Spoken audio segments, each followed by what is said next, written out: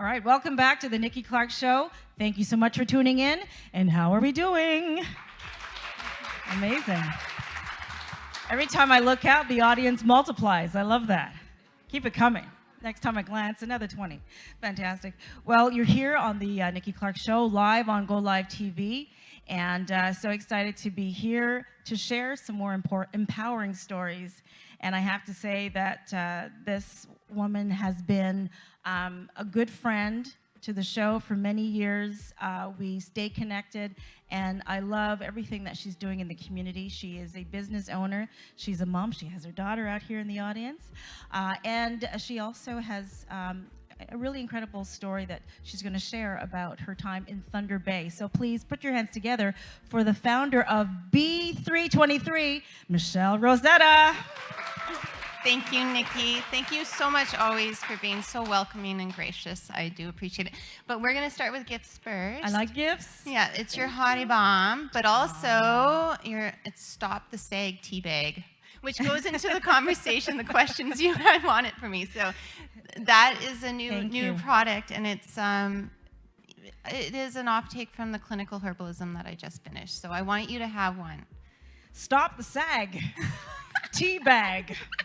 Explain yourself, Michelle. I like to be a little spicy. I don't know which sag do you speak of.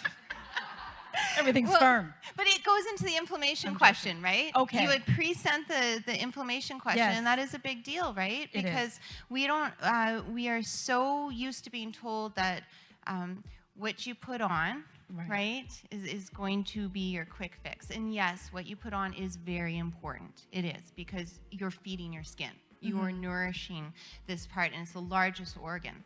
Using good and high vibe and nutritious elements on your skin is very important. We've talked a lot about that. Yes. But with the clinical herbalism, which I finished over the last 3 years, I really realized, I wanted to be able to serve my customer base in a greater way. And people used to come to me, I was at the markets in Davisville, and show me their wounds. But there's a part where people have to understand, it's also, you have to take care of the internal. The internal part. So what I put together there was some herbs and some plant medicine that generally most people can use them. It's plant medicine, and plants are potent, so you always want to do your homework before you start using something. Check it out, make sure there's no contraindications. But in there I put like nettle and primrose and some really nice cleavers, and what those do is they internally strengthen the cellular tissue. Okay. So that ends up the connective tissue on the outside does tighten, and it brightens. And stops the sag. And stops the sag. Gotcha. Just name alone. Names are, we're both, we know marketing. Words are powerful. Do you know how many ladies in their 70s that walk up and they're like, stop the sag tea bag? They love it. Yes. They're like, I'll take one of those. I'll take two. I'll take two. Yes. Exactly. Yes. Well, thank you so much. That's very kind of you. And the interesting thing is the nettle in there. The nettle. So I did my thesis on it, and just so everyone knows, it's very cool. So nettle actually turns M1 macrophages into M2 macrophages. And what that is, so in our cells, we have macrophages they're a diverse group of white blood cells. Okay. So that's the part that, when you think about eating up all the little pathogens. Okay, so what happens is when bacteria comes in, your body's like, oh my God, there's a foreign invader. Okay, and so that's the voice they use? Oh my God. in my internal monologue. And the T cells would be like a different voice. But anyhow, so what they do though is we get an inflammatory response. And we've talked about this before. Yes. When you get rashes or you get boils, or when when your body says it's not happy, or the cracks even in the feet. Right. So what nettle does, and what other plants do, which is very cool with the inflammation, is they turn it into M2 macrophages. So basically they tell the M1 stand down. And they end up turning on, so activating the M2 macrophages, and what those do is they can produce different elements, but collagen, and they start to rebuild the cellular matrix, and they start to wound heal. Okay. So that's why it's so cool in terms of inflammation and fine lines. If you actually protect the cells, it reduces the deterioration, and then hence reduces fine lines. Got it. You understand that? I think you broke it down really beautifully. Would you agree? I get you it. can always go to be23.ca. I have my blog there, so I've done two really good articles on the nettle. Fantastic. And I should also mention, congratulations on your work with Eco Parent magazine. Oh, Eco Parent is wonderful. Yeah. Yes. So it is really wonderful, and we try. So I do write for them, and we do have the True Beauty Confessions podcast, which I was on. You were on, and it was awesome. And definitely, everyone has to listen to that episode, especially the bathing suit part at the end. Was like boom, mic drop. It was good. It was really good. Yeah, it is really good. Yeah, no. So the True Beauty Confessions, and basically we're talking about the evolution of beauty and what we're bringing to the table and evolving in that and embracing it. But I think leveling up. We're at the place where we're leveling up, and beauty is a vibe.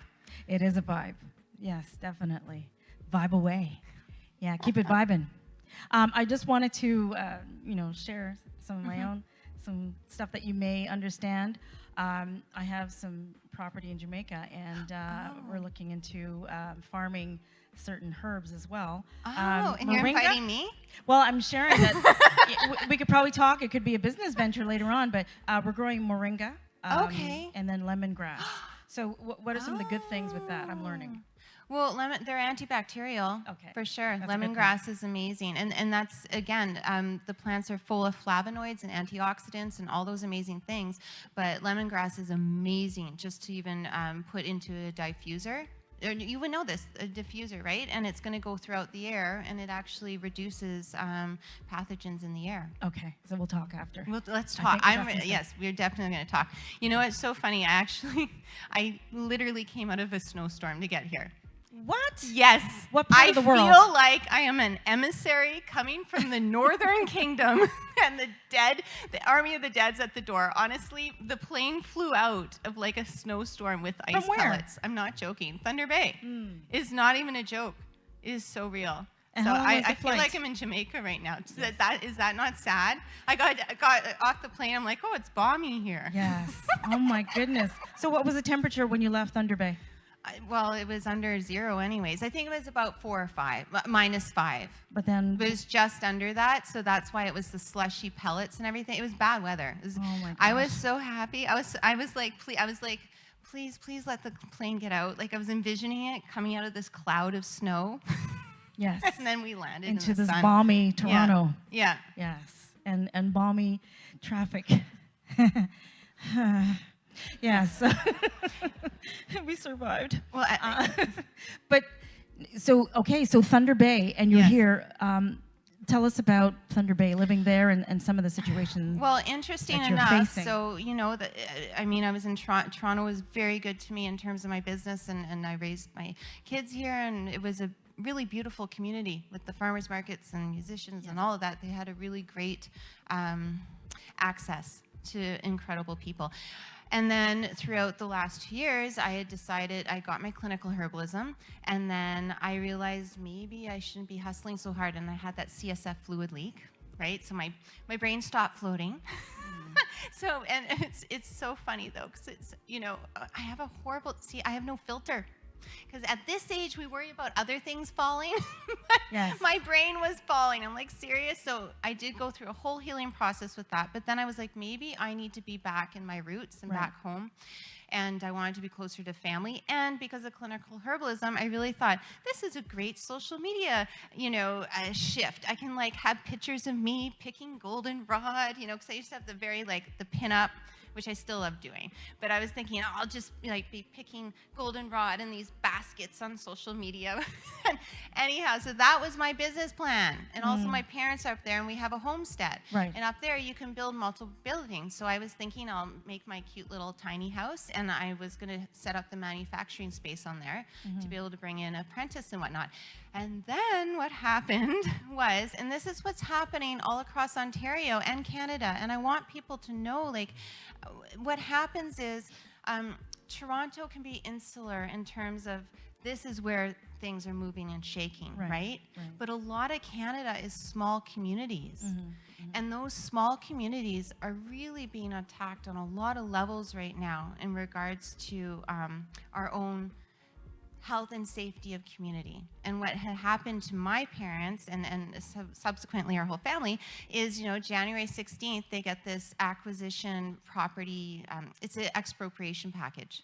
So this is a homestead, it's my grandmother's land, and we've been there for a very long time, and our neighbors, that's where their grandfather was born, right? So that's what this community is like.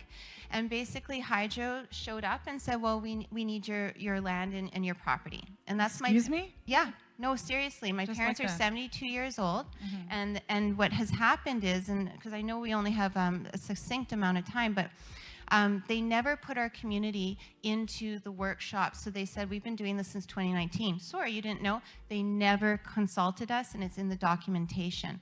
And so this lack of due process is from the beginning of this project to now. And instead of being held accountable for that, they simply are bulldozing through. Wow. And attempting to save face. And the problem is that we just need, like they said, well, we need more electricity for electric cars. I just need everyone to know electric cars don't work up north. You don't? No, it's too cold. I know because I had an electric engine in my vehicle and we had a problem first winter. But we just want people to know that there is priority differences between Northern Ontario and Southern Ontario. And we just need this story down here because it's good people up north. And we need politicians and community members to understand that all our communities are worthwhile. Right. And that our seniors are worthwhile and our children. And the problem with these hydropower lines, because they'll say, oh, well, there's already one there. Canada, and that's the one thing I want to get out to, Canada is not talking about the electromagnetic radiation that comes off these high voltage lines. Okay. They refuse because it is our most used renewable resource in sense. But we should still be talking about it. Okay. And so if they put a double one in, it means it's creating this massive field of EMRs, which contaminates water and wildlife and all these things. And that's what we're trying to get to the table, and we want others to know. Yes. And if anybody knows about anything, we want to hear from you. And they can check that out at it's NOTLINFO.ca, so neighbors on the line, info.ca. And our neighbors, we have to remember our neighbors go from one side of the country to the other, and all we want is to be heard. And in Northwestern Ontario, they have the space to go around. It's simply cheaper for them to take out the community. So what a shame. It is a shame, and a lot of communities are going through this right now. And that's the other begs the question, I'm a business person, why am I paying taxes anymore? If they can show up at your house and say, I'm sorry, we need your home. And what people have to understand too is up there, we don't have anywhere to go. My parents have nowhere to go. And our assessment values are so low, they can't give you, they won't give you the return you would need to replace a retirement, to replace my retirement, and then replace the kids. That's a solidity of property that's bought and paid for, right? So always that was supposed to be our foundation as a family, and we're not the only ones. So this is what's happening to well over 1,000 people. So it's about 300 homes that are going to be impacted in this 500-meter swath away from this other hydro line. So that's what we're dealing with. And the positive part is, though, I've learned wonderful stuff about community initiative, and community is empowering, it is strong, and when people come together on a unified cause, a common cause, it is powerful. Yes. Everyone laughed at me when they said, hydro will never come to the table, and I said, oh, really? So, we don't have the results we want, but they did have to come to the table, and our community really showed up for each other. So community initiative is really your greatest leverage I can see. Awesome. Yes. Yeah. Absolutely. Yes, being an activist is very important. It's tiring. I left Toronto. I was like, I'm tapping out. That's it. 2 years out, I'm tapping out. I am done. I'm going home. No more battles. That's literally, I said, no more battles. I'm going home to pick goldenrod, and that is it. And then meanwhile, because I said no battles unless they come to my back door. So I am so concerned I did that to myself, but sure enough, what comes to my back door? Yes. And I can't walk away. It's one of those ones you can't. And you don't have to do it alone. So tell us, how can we help you? Well, I would highly just check out that website because there's so much resources there. It's the notlinfo.ca, and really it's awareness. It's letting people, I kind of feel like there's that Dr. Seuss, we're talking about books, children's books, but there's that one where it's like Whoville, and Whoville's going to be blown off this little dandelion puff, and they have to yell loud enough. They're like, we're here, and then finally they get the little Who girl to go on the top, and she's like, we're here, and then like they don't blow the puff away because they finally hear the community. So I kind of feel like I'm coming down from Whoville, and I'm like, we're here. So we need people to be aware. We need people also, it is knowing your self-worth. It does not matter who you are, where you come from. Knowing your self-worth, claiming that self-worth, and claiming it for each other. That's what changes the culture of community, right? Absolutely. And it reminds people that we still, even though we may be far, technically we are all neighbors. We are.